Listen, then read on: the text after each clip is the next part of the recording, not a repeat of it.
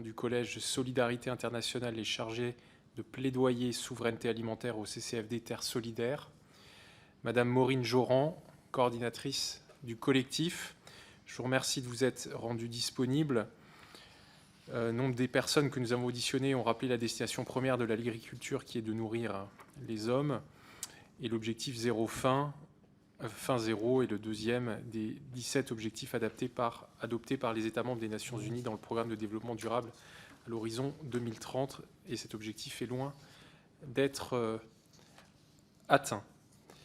Nous avons aussi eu plusieurs collègues qui ont émis le souhait de pouvoir discuter avec les organisations gouvernementales.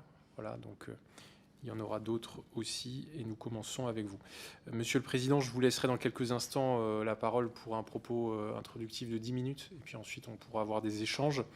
Avant toute chose, je vous rappelle que l'article 6 de l'ordonnance du 17 novembre 1958 relative au fonctionnement des assemblées parlementaires impose aux personnes auditionnées par une commission d'enquête de prêter le serment de dire la vérité, toute la vérité, rien que la vérité. Je vous invite tous les trois à lever la main droite et à dire « je le jure ». Merci beaucoup. Monsieur le Président, vous avez la parole. Merci Monsieur le Président, Monsieur le rapporteur. Bonjour à vous et merci de nous recevoir. Juste peut-être un mot pour présenter le collectif Nourrir.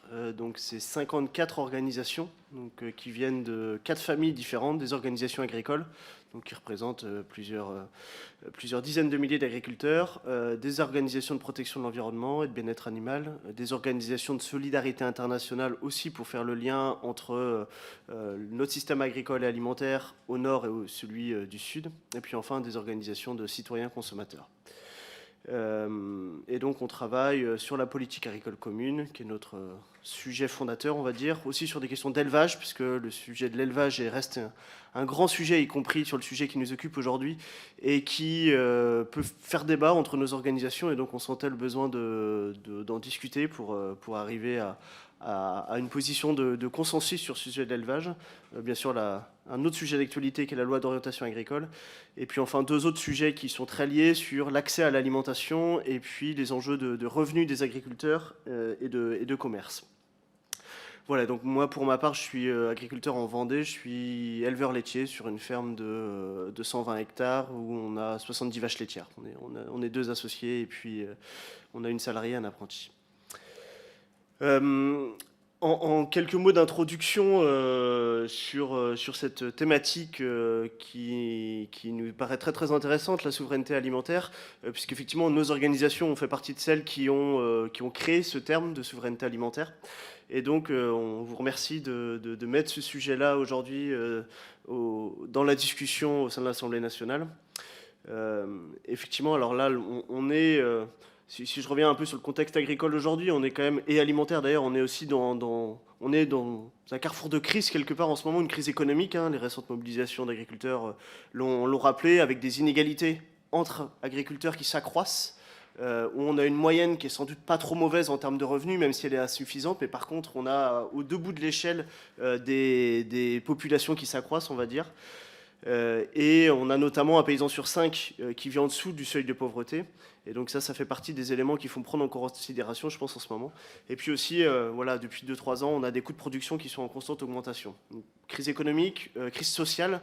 On a un taux de suicide parmi la population agricole qui est très élevé. C'est l'une des principales causes de décès dans la profession. Et donc on voit bien que cette crise sociale elle se concentre surtout dans les plus petites exploitations, chez les agriculteurs qui travaillent seuls ou en individuel, et les filières qui sont le plus touchées restent l'élevage bovin. Donc on voit bien qu'on a quand même des spécificités dans le mal-être agricole qui sont assez importantes. 3e crise, c'est la crise climatique et de la biodiversité. Il faut se dire que l'agriculture, c'est le 2e secteur le plus émetteur de gaz à effet de serre. Mais c'est aussi un des secteurs qui est largement victime de ce réchauffement climatique. Voilà, on a eu un hiver extrêmement pluvieux, par exemple. J'ai ensilé l'herbe chez moi hier, ça s'est bien passé, mais ça a été compliqué quand même, à certains égards. On a eu des sécheresses très importantes. Voilà, l'été, il y a 1 an et demi, des maladies comme la grippe aviaire, la peste épisodique, la MHE par exemple. Voilà, on a aussi des indicateurs comme les oiseaux communs des zones agricoles qui sont plutôt mauvais, hein. En 40 ans, il y a eu une diminution d'à peu près un tiers de la population d'oiseaux. Donc voilà, on a cette crise écologique très importante. Quatrième crise, c'est la crise démographique. On a 200 fermes qui disparaissent chaque semaine. Le nombre d'agriculteurs qui a largement diminué et qui est largement aussi devant nous, hein, puisque la moitié des agriculteurs et des agricultrices qui vont arriver à la retraite dans les 10 ans à venir. Et puis enfin, dernière crise, qui est une crise à l'autre bout de la chaîne, j'allais dire, de la fourche à la fourchette. On est plutôt là au niveau de la fourchette, avec une crise alimentaire. En France, avec 8 millions de personnes qui sont contraintes de recourir à une forme d'aide alimentaire.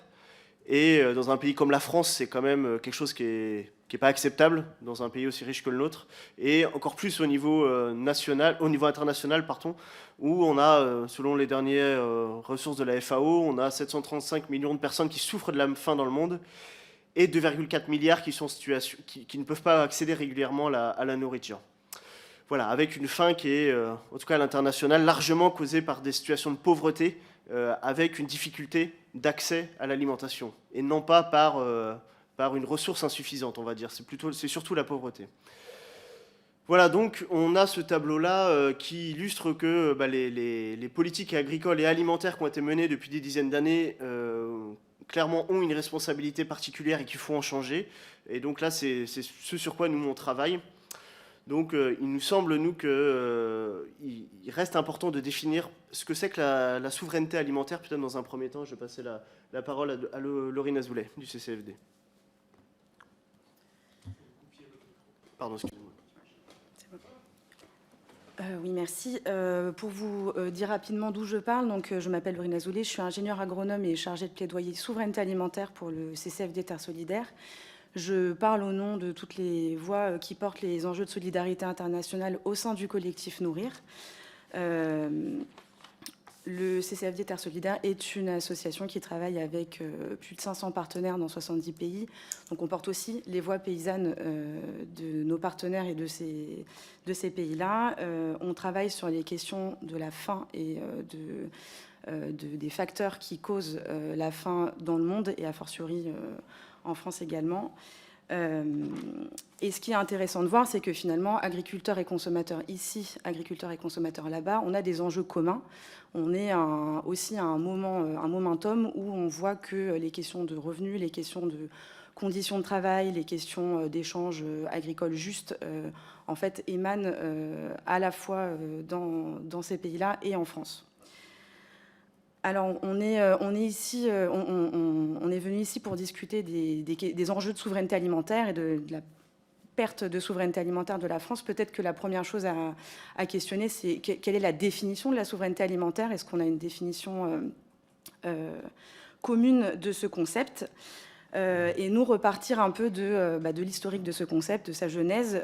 Donc il y a un concept qui émane des mouvements paysans, qui a été porté pour la première fois en 1996 par la Via Campesina, et qui a évolué ensuite et qui aujourd'hui est reconnu à l'échelle internationale dans un texte de l'ONU, qui est la Déclaration internationale des droits des paysans et travailleurs en milieu agricole, l'UNDROP, et qui a été adopté en 2018.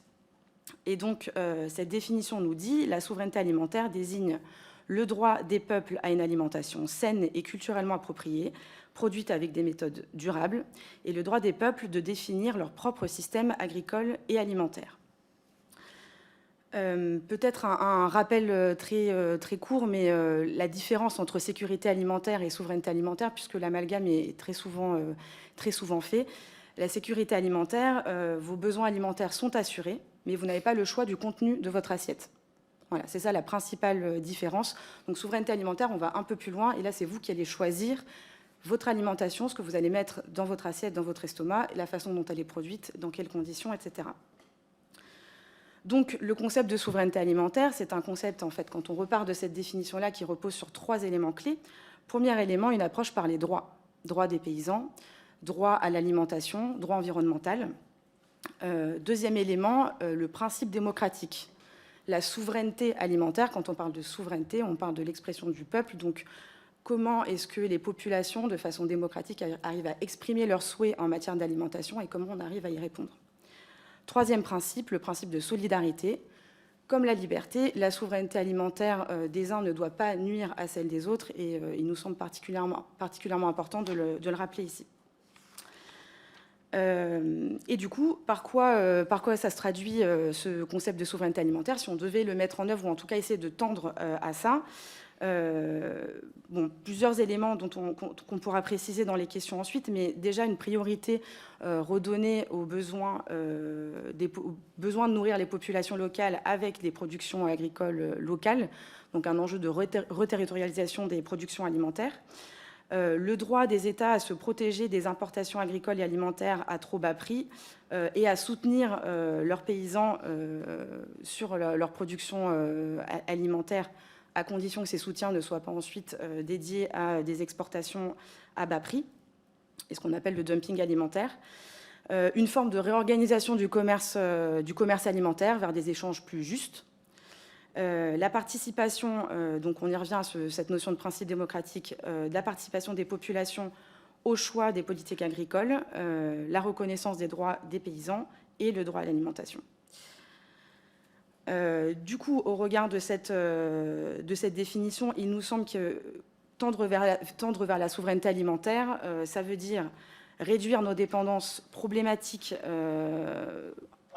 de façon générale sur nos systèmes alimentaires et aller vers plus de cohérence des politiques publiques, réorienter nos financements et nos politiques clés comme la PAC avec cet objectif de souveraineté alimentaire et assurer des paysans nombreux dans les territoires. Et il y a d'autres points qui ne sont d'ailleurs pas traités dans le débat et dans l'exposé des motifs, mais qui sont très importants en matière de souveraineté alimentaire, notamment la question de la gouvernance des systèmes agricoles et alimentaires qui aujourd'hui décident de notre alimentation, et la question de la transition écologique. Très bien, 10 minutes.